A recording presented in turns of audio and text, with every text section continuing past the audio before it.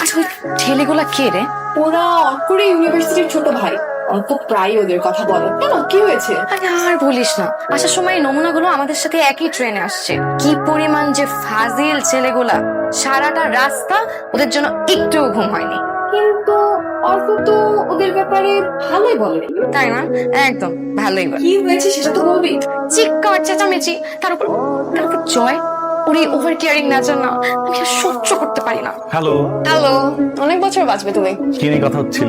ট্রেনে তোমার হিরোগিরি নিয়েই কথা হচ্ছিল।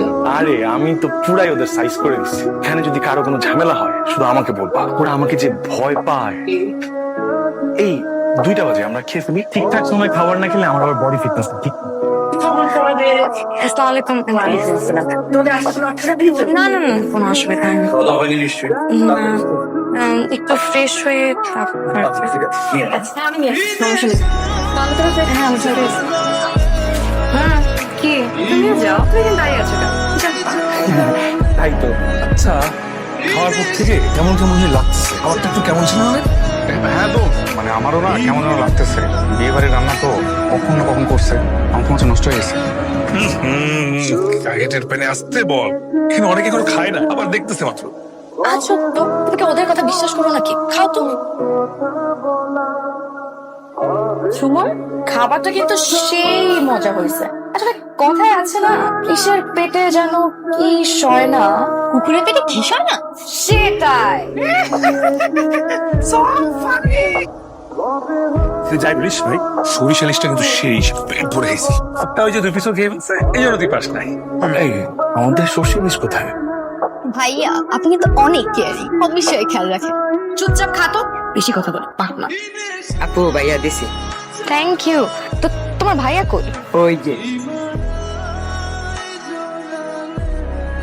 ডাব কোথা থেকে আসছে? উপর থেকে। উপরে তো আম গাছ, আম গাছ থেকে ডাব পড়ছে। কিন্তু এই দোকানটা তো বন্ধ, এইটা খোলা আছে। আচ্ছা তোমরা একটু দাঁড়াও, আমি দেখি ফুচকালা মামা কোথায়। হ্যাঁ তুমি এত অস্থির হচ্ছ কেন? দোকান যেহেতু খোলা আছে, চলে আসবে। হ্যাঁ, ফুচকা দেন মামা, 2 প্লেট ফুচকা মজা করে বানায় না। মামা এখান থেকে খা। তুমি খাও না। তুমি কইছিলা ও একটু ছোট করে গেছি, পুরো করে ওই একটু পেটটা খারাপ হয়েছিল তো এর জন্য একটু ছোট করে ঢুকছি। পেট খারাপ, হ্যাঁ, আবার দেখা দুটো পানি করতে হবে, ওদেরকে তো পানির অভাব, এর জন্য মনে করেন গানটাতে দিচ্ছি। এই ফুচকা খাইতে নিয়ে আসছো? ওখানে মানে টক লাগবে, একটু টক বাড়ায় দাও। হ্যাঁ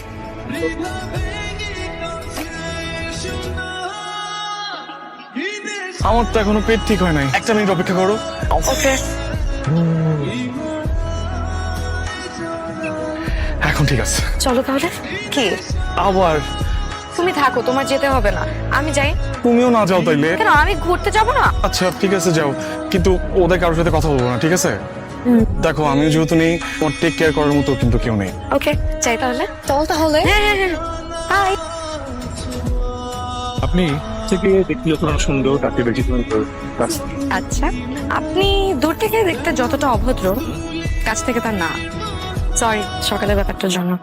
আরে কোনো ব্যাপার না, এটা বিয়ে বাড়ি, এগুলো না হলে মজা কোথায়? এগুলো কথা বলি, এই টিপ পরেন।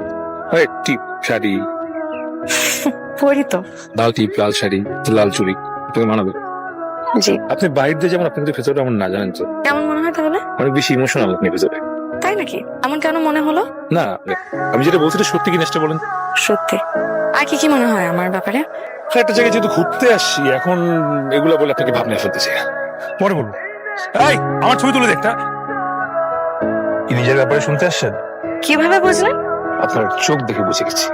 আচ্ছা বলেন, আর কি কি মনে হয় আমাকে দেখলে? আপনার কনফিউজড সবকিছু নিয়ে, এমনকি নিজের ব্যাপারেও মাঝে মাঝে সিদ্ধান্ত নিতে। এটা অবশ্য সত্যি, অনেক ভেবে চিন্তা করেও ভুল ডিসিশনই নেই। তাই না? যদি একটা রাইট ডিসিশন আপনার লাইফ কিন্তু চেঞ্জ করে দিতে পারে। তারপর আরো বলেন। আরো আপনি মিশতে অনেক পছন্দ করেন, কথা বলতে, জানতে, শুধু এটার জন্য আপনি অনেক কথা শুনতে। হেই, সত্যি করে বলেন তো, আপনি কি আমাকে আগে থেকে চিনেন?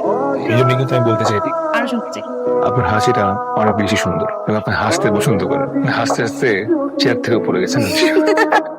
এইটা কিন্তু সত্যি বলেছে। উঠতে হবে এখন। Sorry, are you okay? Yeah, I'm alright. আরেকবার দেই বা শিং গজাতে পারে। Are you serious 1 2 3